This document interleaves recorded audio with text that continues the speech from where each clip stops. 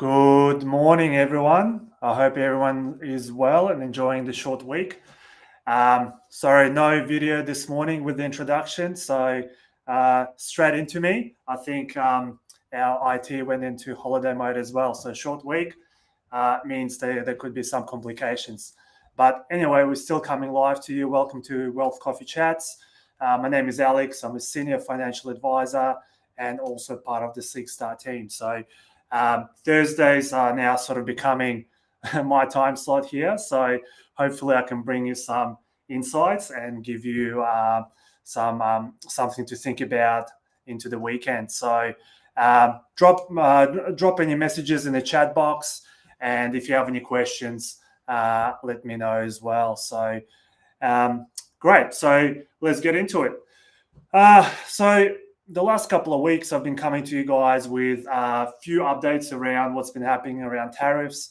And I think the message there is really, hey, everything is moving so fast that whatever I mentioned previously would be almost inundated by the end of the day. So hence this week I thought about the topic and I thought, all right, so if we don't have control over things that are happening around us, so what do we have control over, right? So during the week, also got an email or a couple of emails from the guys to jump onto these podcasts, and the common theme has been, well, you're telling us all about tariffs and whatnot. Yeah, that's great. We can see that in the news, but what can we do, individually in our position? So I thought it might be a really good topic to dive in and have a bit of an introduction into how we see things and how we try to manage them. So I do have a couple of slides here that I'll share with you guys in a tick. So as always, disclaimer, general advice. I don't know you. You probably don't know me, and if you do, don't act on this advice. Speak to your professional before you do anything, and all of this is for just for content purposes. So don't take it as a gossip, and like I said, don't act on it. So let's have a look at something. I'll come in with a bit of an example. So I think everybody knows what and who Tesla is. So Tesla, owned by Elon Musk. If you look at its performance over the last sort of 6 months, we're looking at relatively poor performance. Looking at sort of circa 35% in the red from the start of the year. But I think I won't even need to tell you that, because I think Tesla is making a lot of news at the moment, and particularly around what's happening with the dealerships and everyone sort of against Tesla and Elon at the moment. So why am I bringing this example, right? Because again, we don't have control over that. We don't have control over the noise that goes around us, the news that are happening. So I want to show you this example for two reasons. Number one, so they've just reported in the last couple of days, and these are the sort of numbers that they've published, right? So if you don't know what any of these things mean, don't worry. I'll keep it very short, and I'll explain that it's basically one of the worst quarters that Tesla has had in a long time, right? So as you can see, everything is down. Revenue is down, earnings are down. The net income is down as well. So the EV sales are down too. So they have a lot of stock and whatnot. So looking at that, you might say, what? Why would I hold this? Why would I even invest into this company? Hey Tim, thank you for jumping on. Hey Rosie, thank you for jumping on as well. Great to see you guys. Tesla had the worst results in a little while now, right? So compare that to 12 months ago, their results were probably the opposite to this one. So the question is here then, as an investor, what would you do, right? you would say, okay, well, everything is going against it. Why would I invest into it? And the reality is, after these results, this is what happened, right? This is what happened. The stock actually rallied sort of just over 5%, right? Hey, Jeffrey, positive Tesla. Yeah, that's it. So, yeah, so Tesla jumped up. So if I was to put that into more simpler terms, if you had, let's just say property, for example, that was not giving you any income, not going up in value. In fact, it was going down in value. Everyone around you was saying, hey, this is the worst place to be in. There's no sort of future in there. Would you go out and buy it? Well, probably not, right? You'll probably think twice and say, well, hold on. There's a suburb next to it that is doing quite well, and it has a better future. So let's invest there.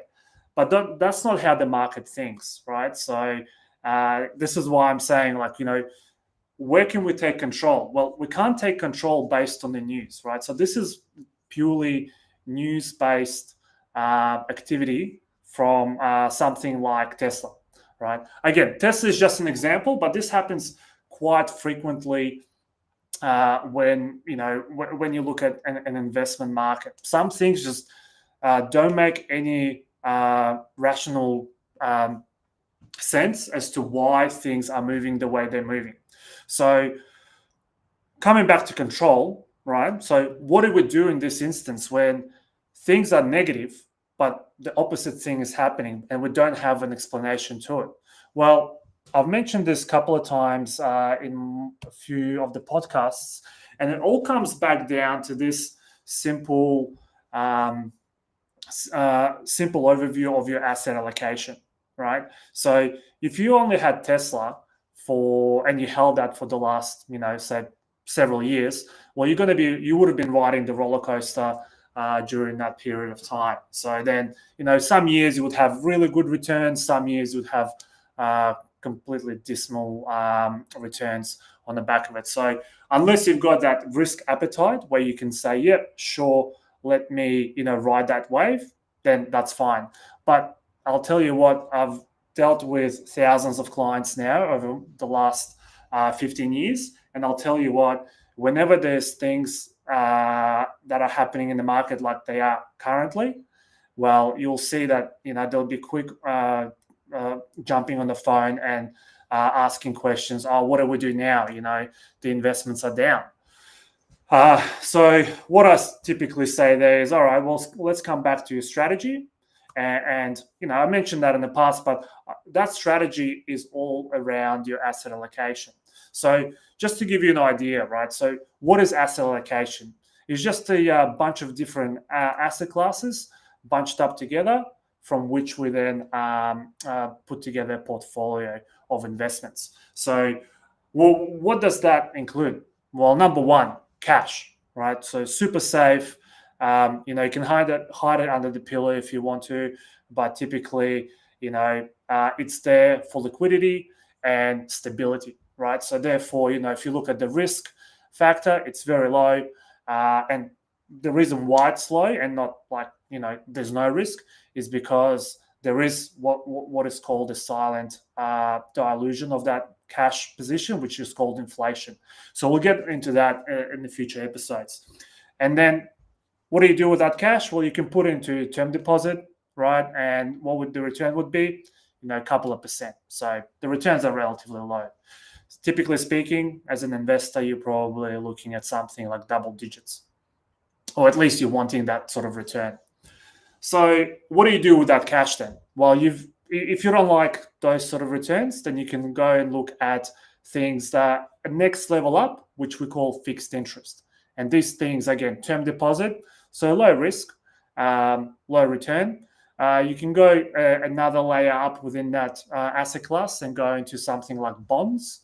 So bonds are typically government bonds, corporate bonds, and they have a slightly different risk profile on them, but they typically relatively safe, but not 100%, right? So with the government, you typically tend to get your money back. With the corporate, it's a little bit more riskier.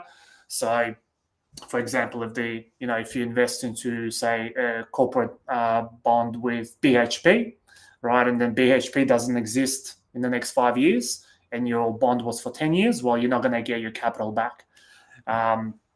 Whereas with the government, it's a little bit harder, right? So if the government doesn't exist, well, then probably the country doesn't exist either. So, right. So again, risk low to moderate, and the returns are sort of low to moderate as well. So then you might say, you know what, that is too safe for me. I want to take advantage of what is happening in the market, and then you now going up into more aggressive assets that have the potential to grow. Things like property, shares, and some alternatives in there as well. So property, a lot of you might be familiar with that. So huge capital investment, you're getting your 3 to 4% in income. There's depreciation in that as well, potentially some negative gearing if there's debt involved. So typically, 10, 15, 20-year hold, your risk profile, especially in Australia, is relatively low, or at least it's perceived to be low. However, not all properties go up in value. So I'm not going to go into too much detail, but there's certain areas or certain parts of the market that can go backwards. So, but the return can also be relatively high as well. So I think there's a lot of examples out there of properties doubling, tripling, quadrupling, especially if you hold it over a long period of time. So if you look at the 90s, you could probably buy a house for 300,000. That same house now might be worth $3 million. So that's a huge sort of return there. Equities, I've covered that off a couple of times now. An example was Tesla there, for example. High risk, it can be volatile, it can go up and down. You saw the 6 months down 30%, one day up 5%. For a property, it might take a year to get a 5% return, on a similar sort of asset. Hence why it's riskier. So risk, the more risk you take, the higher reward you might be able to gain, but also you've got more to lose, right? So that volatility is where you kind of you need to get comfortable with. And then the last sort of asset allocation class that we have is alternatives, right? So alternatives is something completely off the normal sort of sense of an asset, like property, shares, for example. We're looking at things like gold, right? So physical gold. So gold at the moment, with all the volatility, it's having the best time of its life, right? It's up 30% in the last 12 months. It's doing really good. You might have a classic vehicle that you might hold that can appreciate in value. So we saw that during COVID. Obviously, that was an unusual time where all the cars went up in value. But if you've got something like I think like a Ford GT from I think it's the 60s, those cars are now worth like $500,000, but they could have been purchased for $5,000 back then. So so this is what the alternatives are. So something completely left field, but it still has the potential for appreciation. So again, on the risk scale, super risky, but on the return side, you're looking at decent returns there as well. So coming back to my conversations and questions that I've been asked about, what can we do now? I always refer back and say, look, go back to the asset allocation. Evaluate what your asset pool looks like. So if you've got only property or only shares, or you're sitting completely in cash, well, you need to ask yourself a question. What do I do with this position now? Do I stay and hold? Do I take advantage of some of the changes that are happening around me? Or do I double down and invest more into what I already have and potentially purchase that at a lower price?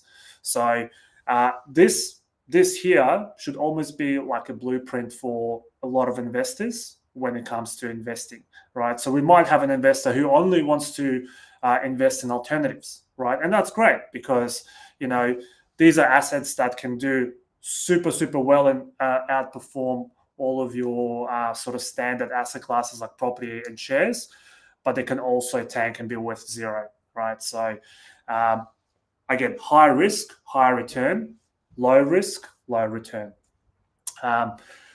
Thank you guys for being active in the chat. Let me just catch up and see how everyone is going. Hey, Kevin, how are you?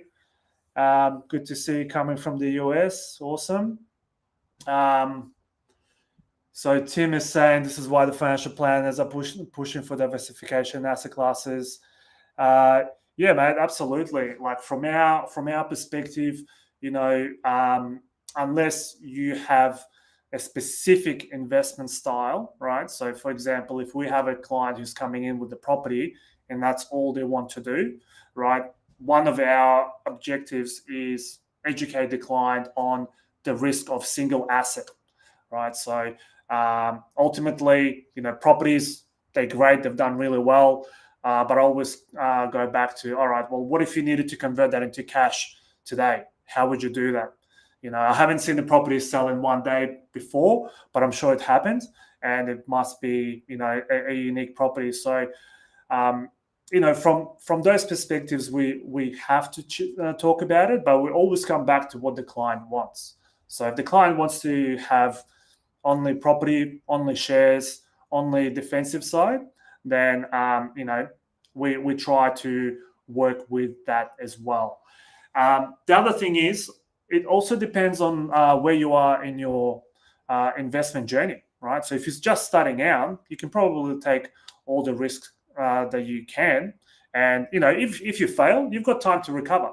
Obviously, like I said at the start, don't take this as advice. Don't go out and just buy shares or property or whatever and fail. Right? Get some advice and work out if that fits your overall sort of strategy and your risk tolerances, right? But for example, on the opposite end, if you're more closer to retirement, then you might want to have a little bit more defensive investments in there just to protect some of the capital, because the investment journey for that individual or for that group of individuals might be slightly different, right? So they no longer want to grow their balance or their portfolio as much, and they really want to just focus on their income, right? So, and what does where do you get income? Typically from the defensive investments. Yes, some shares provide dividends and franking credits and whatnot. Yes, but to get 100% sort of income, you're looking at more investments that are on that lower risk scale, so things like term deposits, bonds, etc.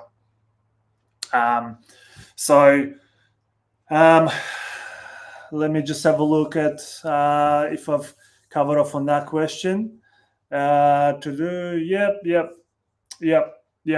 So yeah, again, the purpose of this asset allocation is really to, one, align it to your investment strategy, protect you along the way, right? So if there are massive swings, you're not sort of panicking and hitting the sell button.